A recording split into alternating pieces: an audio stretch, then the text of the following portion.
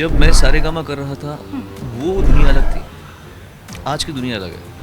अभी मैं over smart बन जाऊँ, मैं बोलूँ कि मैं भी करूँगा, ऐसे नहीं करना चाहिए। मैं तो कहता ही हूँ कि आजकल म्यूज़िक कंपनीज जो हैं उनके हाथ में होता है सिंगर्स को। গানে তিনি বাঁচেন, গান তার মন প্রাণ এবং সব কিছু। আমাদের সঙ্গে আজকে রয়েছে the one and only Sonu Nigam ji. Sonu Nigam ji, पहले तो आपको TV9 बांग्ला पे बहुत बहुत स्वागत है। थैंक यू वेरी मच, धन्यवाद। तो मेरा ये सवाल है कि आप तो नेशनली बहुत सारे रियलिटी शो में आप ऑलरेडी जज कर चुके हैं, तो रीजियोनल रियलिटी शो ये आपने क्यों, मतलब किस बात के लिए आपने ये चूज़ किया? एक तो बंगाल, मैंने कहा मुझे बंगाल से इश्क है, मुझे बंगाल पसंद है, पहली बात तो ये है। दूसरी बात, मैं इस शो में 2 बार जज गेस्ट होके आया था, मुझे बहुत अच्छा लगा ये शो।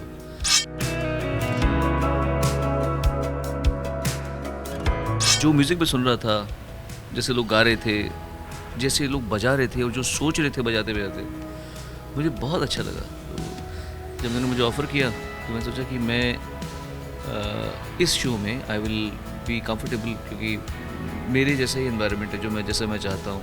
इसीलिए आपने जो अमित कुमार जी ने बोले थे कि वो स्क्रिप्टेड था और उसको फॉल्स प्रेस करना पड़ा पार्टिसिपेंट्स जो थे, आपको इस बात में क्या? एक्चुअली थोड़ा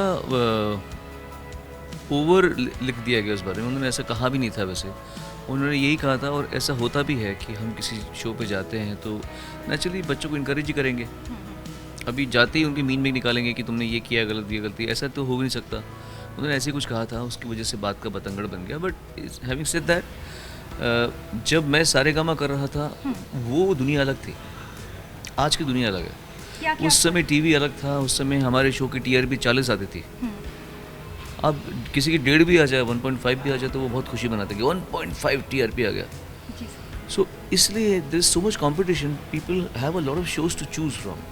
के साथ साथ में इन शोज़ को थोड़ा सा ओवर ड्रामेटाइज करना पड़ता है, और मैं कहता हूँ ऐसा करने में कोई बुरी बात नहीं है, एज लॉन्ग एज म्यूज़िक सफ़र ना करे। और ऐसे शोज़ हैं जिनमें म्यूज़िक अच्छा हो रहा है, और हमारे शो में भी हमने पूरी सुपर सिंगर में जो सिंगर्स आए हैं अभी, आप यकीन नहीं मानेंगे, हमने कल 2 एपिसोड्स किए हैं। We could not reject one single singer, एक सिंगर को नहीं हम निकाल पाए। मतलब बहुत ही स्ट्रिक्ट है आप, जो सही आपको लगता है आप उसी में कंसंट्रेट करते हो। मैं मतलब झूठ नहीं बोलूँगा। हाँ, इसीलिए क्या क्या क्वालिटी होना चाहिए एक कॉन्टेस्टेंट में जो सोनू निगम जी को खुश कर पाए? एक तो सुर और ताल, बेसिक चीज़ें होती है। दूसरा, मैं कल ही किसी को कह रहा था कि आपको पता होना चाहिए कि आपकी लिमिट्स क्या है। ऐसा गाना मत लो जो आपकी पहुंच के बाहर हो। यू सी, हर इंसान का अपना एक स्कोप होता है, हर इंसान का अपना एक एरिया होता है। अब मान लीजिए मैंने कुछ क्लासिकल गाने गा रखे हैं, इसका मतलब ये नहीं कि मैं क्लासिकल सिंगर बन गया हूँ। I am not as into classical music as Kaushik is.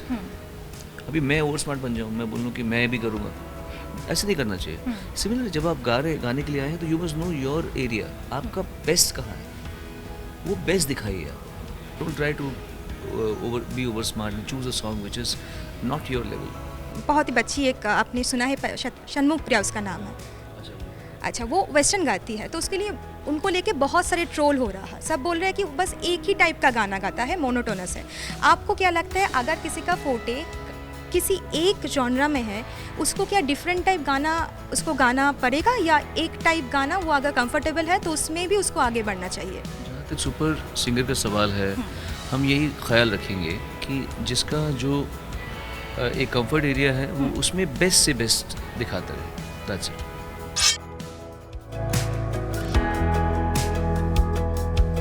तो पिछले साल एक इशू को लेके बहुत सारे चर्चा हुआ था, और वो इशू, एक नया टर्म सुनने को मिला आपसे ही, वो है म्यूज़िक माफिया। हाँ, वो लोग कैसे है अभी? वो मैं तो कहता ही हूँ कि आजकल म्यूज़िक कंपनीज जो हैं उनके हाथ में होता है सिंगर्स को। आपसे पहले भी एक इंटरव्यू ने पूछा मुझे, तो जो है वो है। अभी this is the system, and as long as वो किसी और का काम रोके नहीं, उनको मैं माफिया नहीं बोलता। माफिया मैं तब बोलता हूँ जब वो किसी को हटा के किसी को बोले कि इसको इससे काम मत कराओ, इसको बैन कर दो, वो माफिया होता है। तो अभी फ़िलहाल तो ऐसा कुछ माफियागिरी हुई नहीं है। तो it's all जब fine। आपने जब ये इशू आपने उठाए थे तो बहुत सारे लोग बहुत सारे बात बोले थे हाँ, आपके सब मेरे अगेंस्ट। साथ में थे। नहीं सब मेरे साथ में थे। हाँ वो तो ऑफ और कोर्स। वो जो मेरे अगेंस्ट बोले थे वो उनकी माफिया के हिस्सा थे। आज सुशांत सिंह राजपूत मरा है, एक एक्टर मरा है। कल आप किसी सिंगर के बारे में भी सुन सकते हैं, या किसी कंपोजर के बारे में सुन सकते हैं, या किसी लिरिक्स राइटर के बारे में सुन सकते हैं, क्योंकि ये जो माहौल है म्यूज़िक का हमारे देश में, वो बहुत फिल्मों से बड़ा माफिया म्यूज़िक में है, अनफॉर्चुनेटली। तो अभी आप आए हैं तो इसीलिए हम टाइम भी कम है, हम सुपर सिंगर के बारे में अभी कौशिकी जी है, कुमार शानुदा है, कैसा लग रहा है उन लोगों के साथ? बहुत अच्छा, बहुत अच्छा। आई लव कोई the both of fun them. Moment? इतने कैसे तो कल हम जब आ रहे थे, क्योंकि फर्स्ट डे ही था कल, तो जब सिंगर्स आ रहे थे तो एक टाइम ऐसे हो गया कि मैंने कौशिकी को बोला भगवान करे ये इतना गंदा गाए कि हम इसको निकाल दें। तो ये तो हंसने लगी वो, भगवान करे इतना गंदा गाए, क्योंकि कोई गंदा ही नहीं गा रहा तो फिर हम निकाल नहीं पा रहे उसको। तो ये कल का मोमेंट है। आपके जो आने वाला शो आपके लिए, इसके लिए आपको बहुत बहुत शुभकामनाएं।